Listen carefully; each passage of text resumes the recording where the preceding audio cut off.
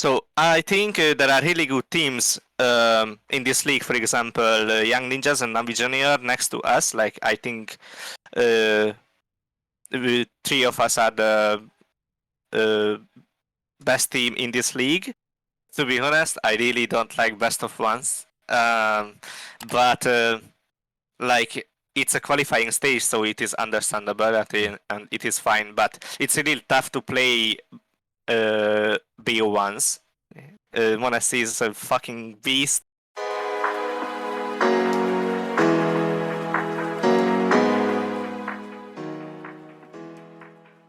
Okay, everybody, welcome back in. Another Sit Down with Skriv here. Today I'm joined by Torzsi. It's great to have you on the show, mate. Obviously, I did that video on Mouz NXT, a little bit of help from yourself with the roles. So, again, I appreciate, you coming on the show here and giving me some of your time this afternoon. Hey, guys, and thanks for the invite. I really appreciate it. Yeah, it's all good, man. It's all good. It's nice to, talk to you. I was on a little talk show with Sycrone, your coach, obviously, so getting more and more insights into this team, really going to help, I suppose, in the future of my casting and all that stuff when I get to cast you guys finally. But look, let's kick things off. I sort of touched on this with you prior to us beginning here, but I think a good place to start is to just take it back, maybe that 6 to 8 weeks since joining the team and whatnot. And some of your expectations going into Mouz NXT and this academy type system. And then I suppose as we, come now, maybe if you can enlighten us into how those expectations have lived up, so to speak. Okay, so there are not really expectations from us. This team was created to, firstly, because of the Academy League, but there are some leagues where we can participate too, so it's a really good opportunity for us. But yeah, from Mouz, they were like, they would very happy if we could get to the LAN in Kiev that we already did. I mean, we qualified, but we will still have 2 matches.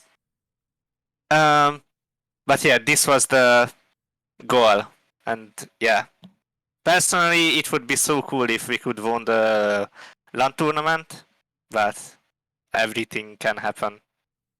Yeah, indeed. I mean, it's been a bit of a crazy one. We'll kind of touch on that, I think, in a little bit, right, and some of the results that you guys have been having and whatnot. But I just kind of, wanted to expand on that a little bit more and find out, like, when you guys started and whatnot, like, was there anything that you had maybe been a little bit worried about kind of thing moving into the team? You know what I mean? Like some of your early officials, right? It's been about a month since that first official. And obviously you take down Entropic, I think, is when you started to turn some heads, so to speak. Were those kind of matchups a little bit scary for you after, practice and a bit of scrimming, or were you confident going into a matchup like that? You mean in the Academy League, right? No. So Entropic, I think you played them in Pinnacle at the start of this month. Yeah, I mean, we were like, we knew that they are on a really high level, and we knew them, and we also could demo them a lot because they had a lot of resources. But from us, they hadn't really any resource because that was our 3rd official, I think, or 4th something. And we just watched their demos, we prepared it very good, and we just went to that game that, like, we are the underdogs, just do our best, and we will see what can we do. Also, we knew that at the time they had been playing officials for like 2 weeks for every day, and for every day they played like 6 or 7 matches, which is really, really tough and hard. And we knew that they are tired as hell, and we also knew that they didn't put their mostly focus on that match on the tournament. So we could say that it was a bit easier than we should have, right? But we still got them, so yeah. Yeah, interesting, because I think there's definitely we could touch on that a little bit, right? Because you've obviously been at this kind of level for a little while, you know, with Budapest 5 and all that sort of stuff.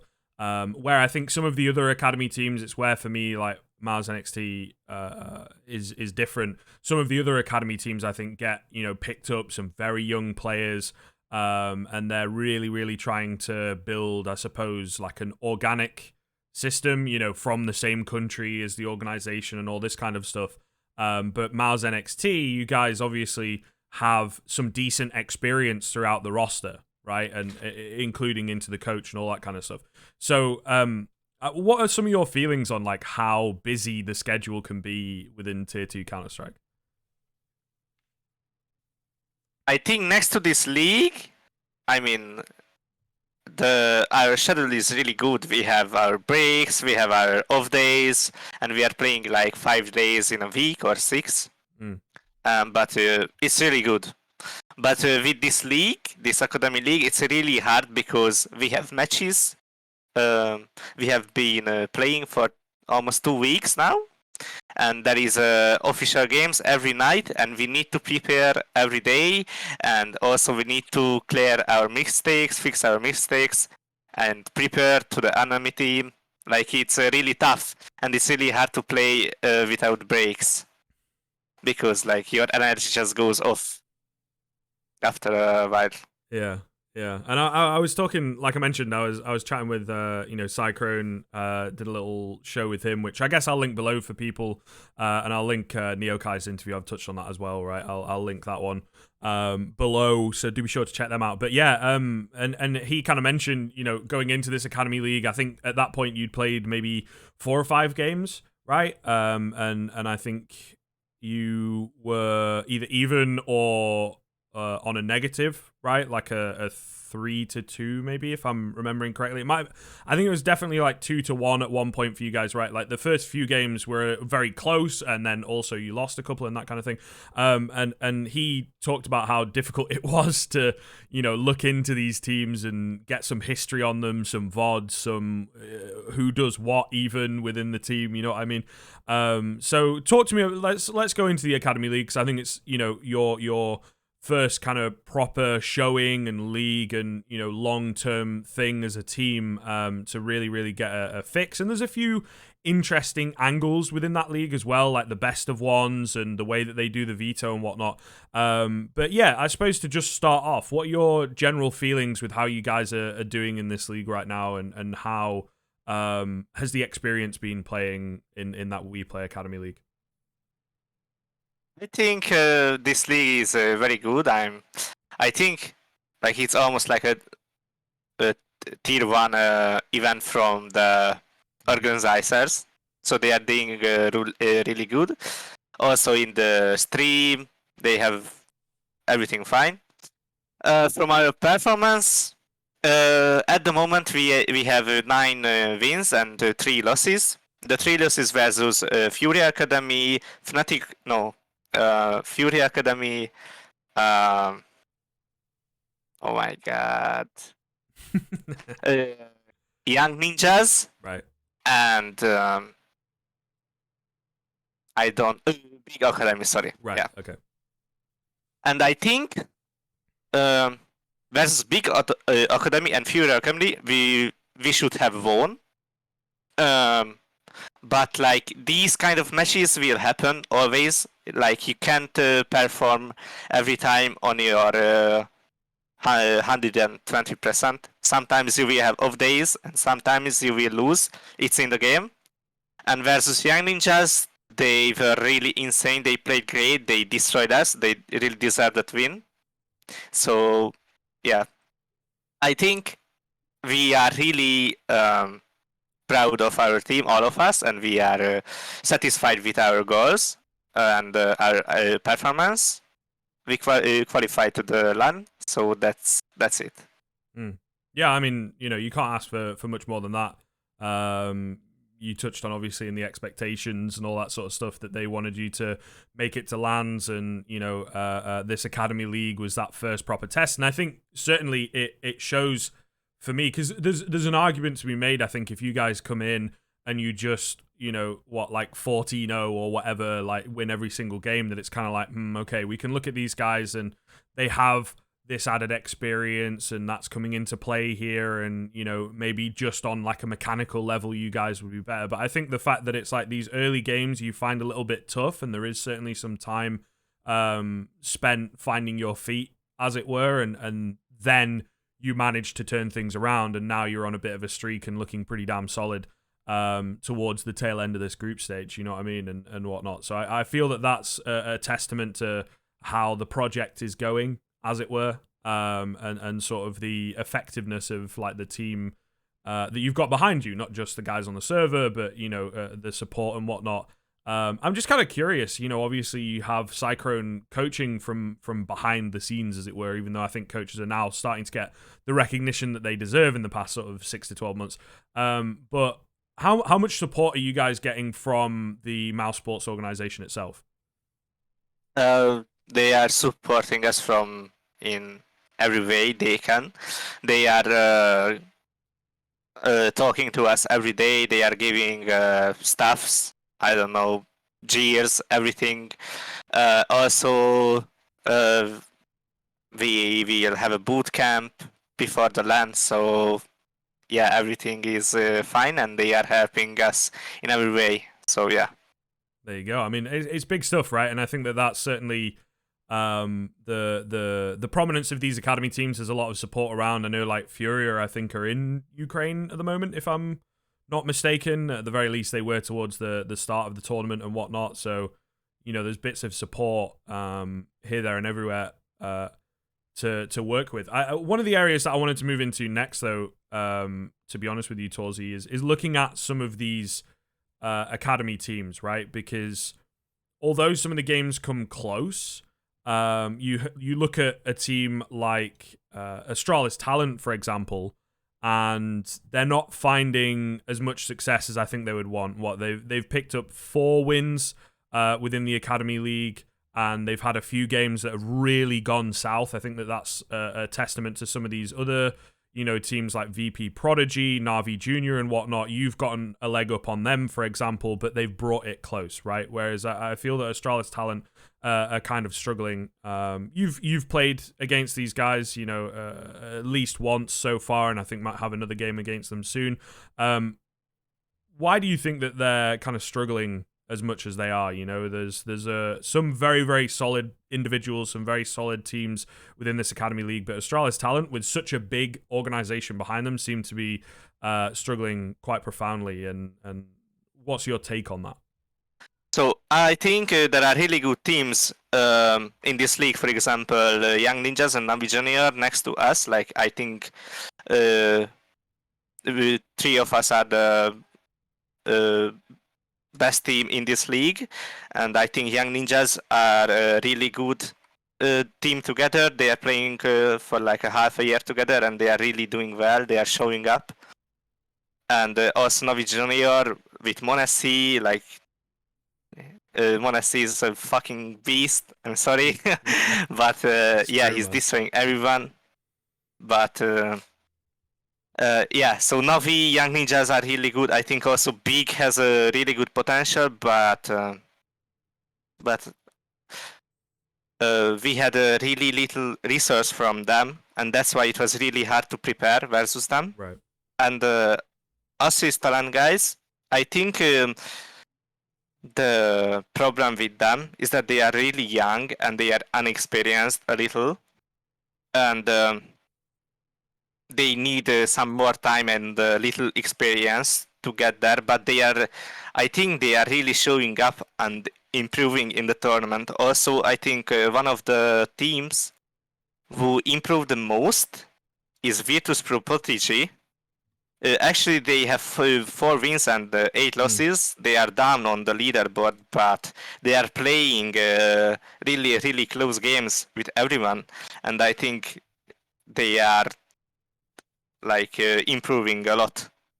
Yeah, I mean, they certainly had a bit of a rough ride, I think, to begin with, right? Like losing 2 extremely close games, then getting clapped by Na'Vi Junior 16-1, you know what I mean? So it's really interesting to see. I think that this, you know, Academy League idea definitely has to stick around, because I do feel that some of these teams really are, on the way up and showing those continued improvements. And Furia Academy, also another team towards the bottom end, but they have had some really close games. You have to feel for some of these teams. I think it's the difficulty of the best of ones at the end of the day, which I guess, we'll move into that a little bit. How do you feel about a league like this doing the best of one round robin? So there's a lot of games to be played, for sure, but with them all being best of ones, how do you feel about that? Is it a system that you prefer? I know the veto's a little bit different as well, like Sycrone mentioned, that it's like a you ban a few or whatever, and you don't necessarily ban all the way down, or I think you put forward like your preferred map, something like that. Maybe you can enlighten on that a little bit as well.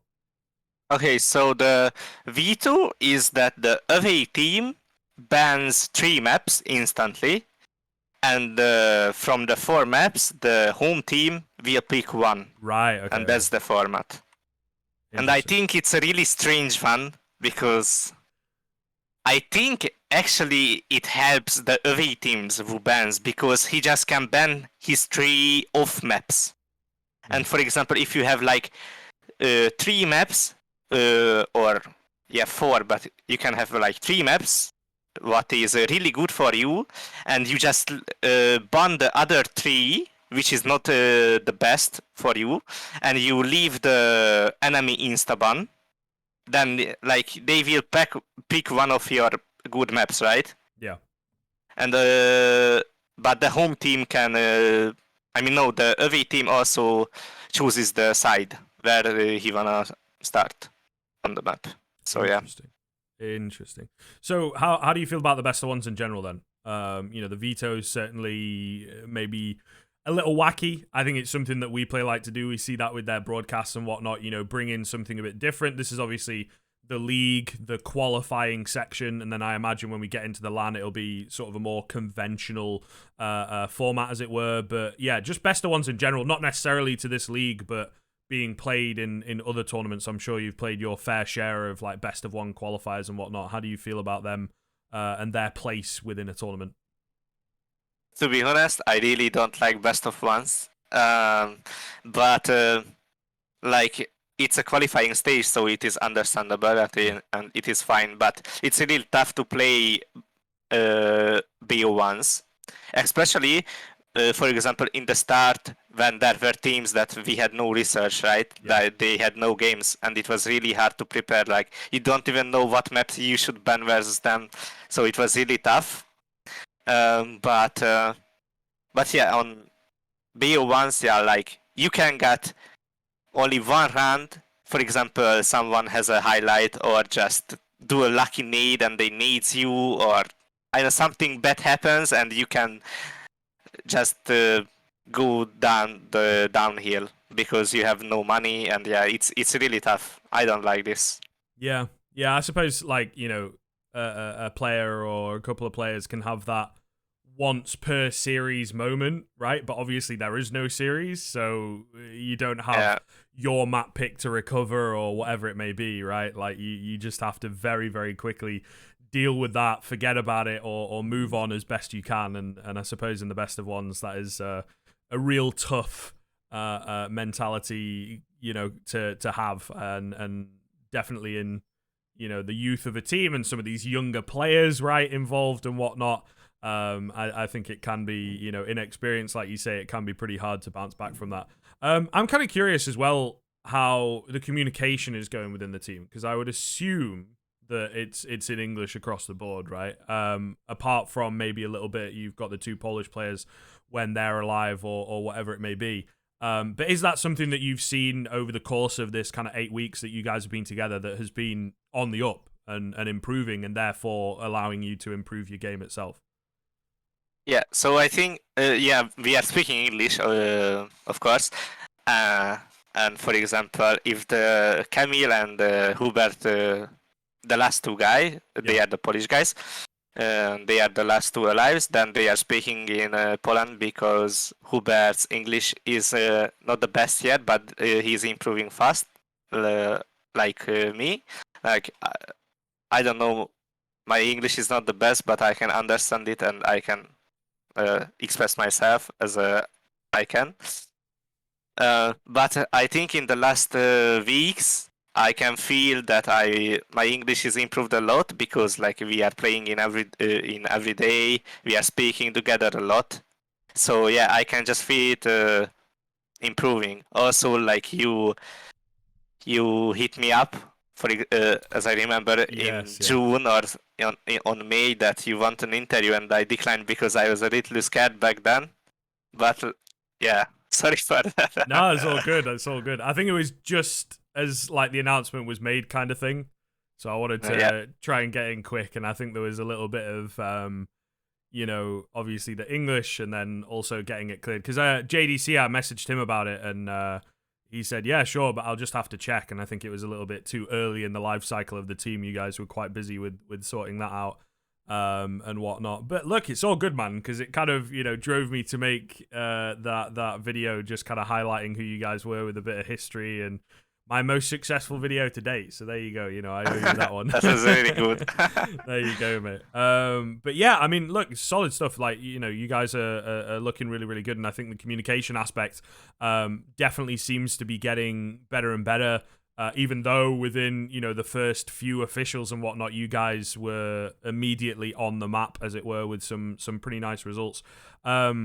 So I'm kind of curious, when you guys get back in, are you going to be playing, like, after the player break? Obviously, you're in this Academy League. Will you be taking a little bit of time off after this, or are you going to get straight into your Snow Sweet Snows and Pinnacles and, all those cups that are going on that I'm sure will be starting up thick and fast after the player break? What's your kind of philosophy moving forwards as a squad? Like, after this league... the group stage, we have a little break, and then we will go to the boot camp, and after that to Ukraine to the LAN. Yeah. And after that, we will have again a little break after the LAN, and after that, we will go to the tournaments. If we will have invites, yeah. Yeah, fair. Yeah, but we really need to have a little break because this last 2 weeks was really exhausting. Yeah, I can imagine. I'm kind of curious, I don't know. It was a little bit weird. Like the CSPPA felt that this tournament taking place in the player break was wrong or whatever. I think it's a little bit naive. Maybe that's like your knee-jerk reaction, as it were, initially.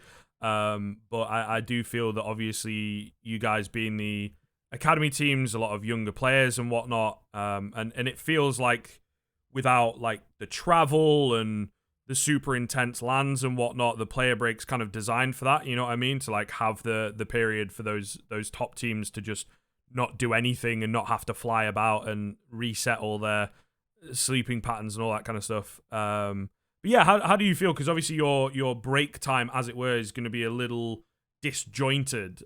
Is that something that, you'd prefer not to do, or are you comfortable just, breaking whenever is available? In my opinion, like the tier 2 and the 3 leagues always been in the player breaks, and I don't know why. I'm on the side where I think players like us in the tier 3, 2, 4 will have to improve